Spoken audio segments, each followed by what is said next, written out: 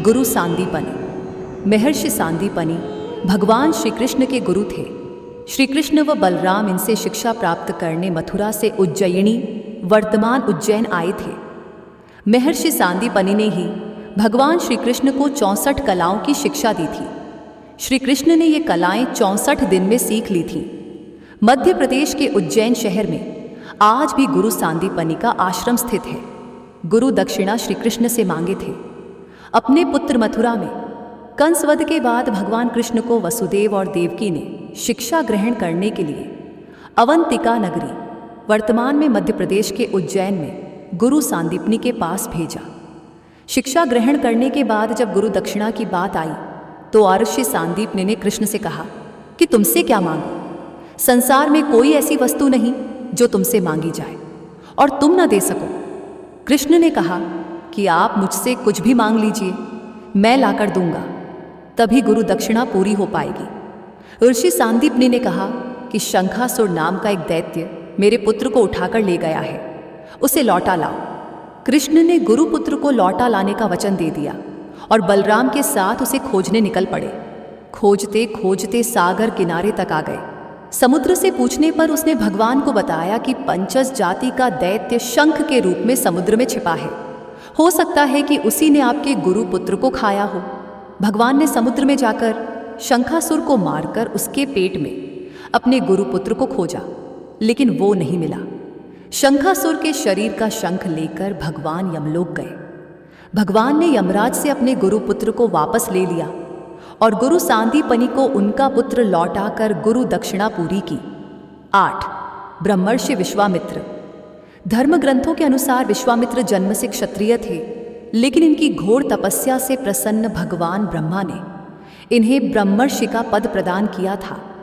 अपने यज्ञ को पूर्ण करने के लिए दासी विश्वामित्र श्री राम व लक्ष्मण को अपने साथ वन में ले गए थे, जहां उन्होंने श्री राम को अनेक दिव्यास्त्र प्रदान किए थे।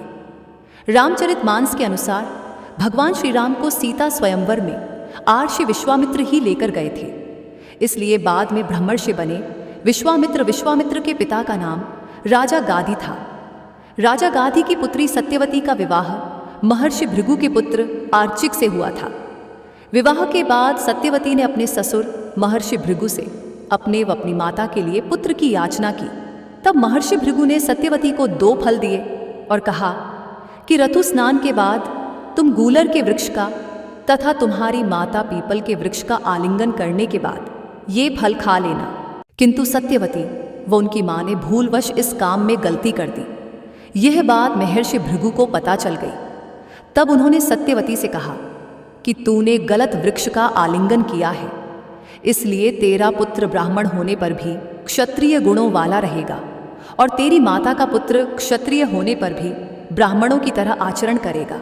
यही कारण था कि क्षत्रिय होने के बाद भी विश्वामित्र ने ब्रह्मर्षि का पद प्राप्त किया।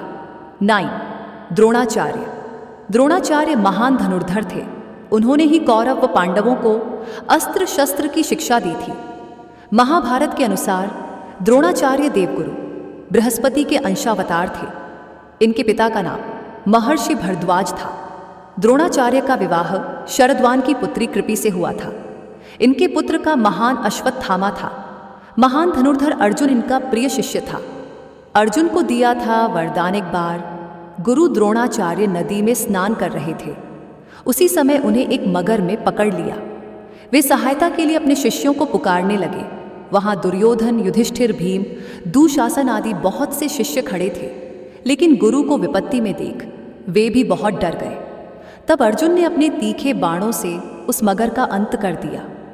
अर्जुन की वीरता देखकर गुरु द्रोणाचार्य ने उसे सर्वश्रेष्ठ धनुर्धर होने का वरदान दिया।